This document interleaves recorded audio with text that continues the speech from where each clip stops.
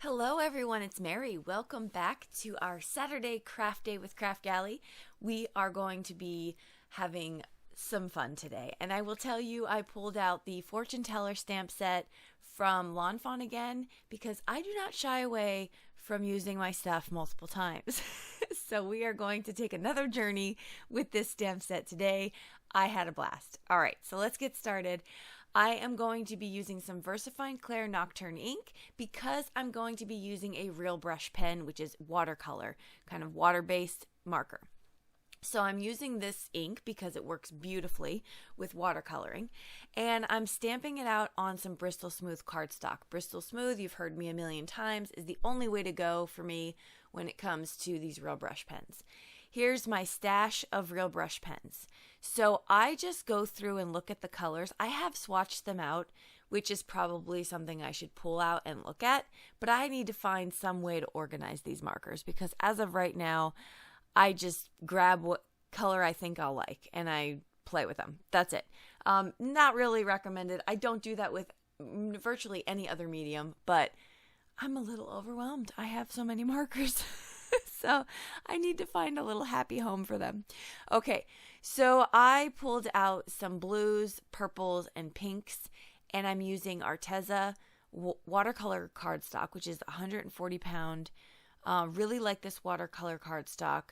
So I'm going to basically just I spritzed the cardstock with water first, and then I'm going to drop in some water. I'm also using a water brush, so I can squeeze out some water if I need to. But I'm really just kind of going back and forth trying to find what combination of colors I like the best. I think at this point I thought that pink was too light, so then I'm going back in with the darker pink.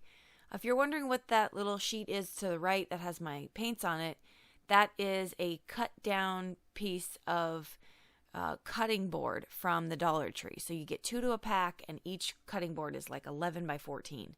And so I cut those down and I rounded the corners, and now I have a little portable palette I can bring with me. So again, going back in, I'm looking for like a cloudy, whimsical type background with these colors. That was the goal here. So on occasion, I'll come back and spritz it with water and just kind of work with it and play with it. But that's it. I put it aside, let it dry. I do have to heat set it in a little bit, but we're going to come back to that. So for these kitties, these little fortune teller kitties, I chose the same color scheme for them that I did for the background. So a lot of pinks, blues, purples, some gray, and then the cats themselves, I think we did a gray and like an orangey and a tan color cat. I'm not going to color the tables for all three though, because if you remember the still photo of the finished card, I'm only going to have one of them up on the table. The other ones I'm going to chop off the table and put them down on the ground. But I really wanted to maximize this stamp set this time around, because last time the galaxy in the background was kind of the star of the show. But on this card, I wanted to really use the sentiments in the set, because for this price point of this stamp set, I love how many sentiments you get. So for this one, I was looking for it to see if I can show you, but it's somewhere around here. I don't even know. My craft room is like a tornado right now. Hit it. So there's so many sentiments. So I get to use in this one, I get to use 4 of those sentiments. And the way that they designed the ones to go in the middle of the crystal ball kind of look like they're rounded, which is just clever. Lawn Fawn is just clever. The company's just very ingenuitive. Is that the right word? All right. I got up at 4 o'clock this morning and I'm still drinking coffee, so bear with me. Let's move on to our crystal balls. So for this one, I dropped some water in first because I want that kind of organic look where the paint kind of spreads.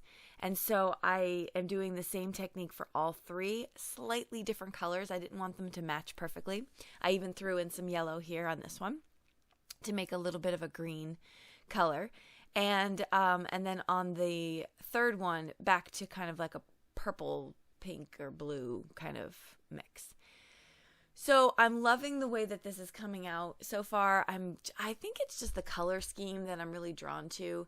It's very soft. It's pretty. Yeah, it just makes me happy. So we're almost done coloring up these crystal balls. I'll come back to those in a little bit and show you how I add a little bit more fun to the center of that before we stamp it. Or we might do it after we stamp it. Okay, we're here, and now we're going to move on, and we are going to color up the table.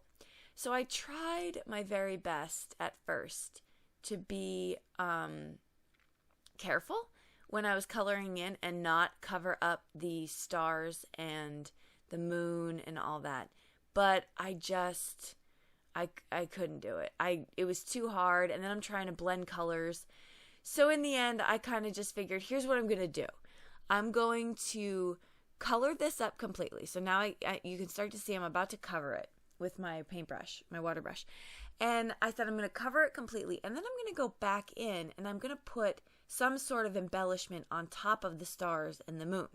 So my idea was silver stickles to cover the stars and the moon. And as I sit here with you today, right now on this voiceover, I realize I forgot to add the stickles.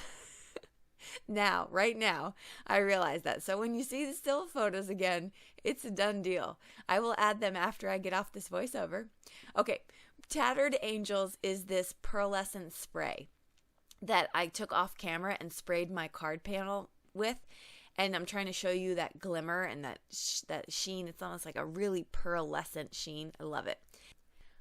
I'm also going to spritz some of that on my palette and pick it up with my water brush and add it to the crystal balls because I think that's so fun. And you get this really pretty, shiny kind of look. It's definitely more pearlescent than it is glittery. So yeah, you can see right there, I'm kind of showing you against the light. Okay, I am going to heat set both of these because at first I was going to let them dry and go to work and then come back. And I was like, no, I want to see what this is going to look like when I put this all together. So I just pressed on and I heat set it. I'm taking my Versafine Clair again, and I'm going to use 3 of these sentiments that are going to go directly into our crystal ball. Our final sentiment is basically the idea of the sentiment is that the person given the card predicts how the day is going to go for the recipient. And so the final end was, I predict your day will be, and then we have our 3, which is really bright, very happy, and filled with smiles. And so that's going to be the sentiments for it. And I love that. I love that I got to use multiple sentiments on the front of a card. I'm going to trim this down just a little bit so I can get a border from the card base behind it. And I'm using some double-sided adhesive, using scrapbook.com adhesive on some fun foam. That's going to flatten out that card panel almost perfectly because it was looking a little warped. And then I'm going to lay out my card base, and I'm going to place this down so I can make sure it's even on both sides. Also laying it out because I don't want it to be kind of opening up while I'm finishing it with some embellishment. And that'll be important when you're putting on stuff like Nouveau glaze. You don't want it to be at an angle. You want it super flat. Using some art glitter glue, I am going to place down all of my kitties flat. They're not going to be popped up. And I'm going to place this block really heavy on top to make sure that those stick super flat. And they are. They are on that paper. They almost look like part of the paper. They're so flat. Pulling out some embellishments that I have not used in a very long time. Unfortunately, I think I can find the little mini stars for you all if you're interested, but the other stars, I don't know. I have so many sequence packs from all over. I'm not even sure where I got those, but whatever you have is fine.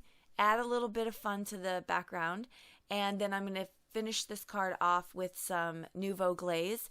If you decided to replicate something of something similar to this, and you wanted to finish off that table with the stickles, because like I said, I'm about to go do that right now because I have to see it. So I went and did it, and now the still photos that you'll see at the end are going to have the stickles where the stickles belong. So thank you so much for stopping by and for hanging out. hopefully this video is able to give you some more inspiration for using the stamp set again. Head over to Kraftgali so you can check out what she has in store. Lots of great stuff coming in. I will list everything I use below. Don't forget to hit subscribe, and so you'll not miss a video from us. We're here every Saturday, and we will see you all in the next one. Have a fantastic week. Bye-bye.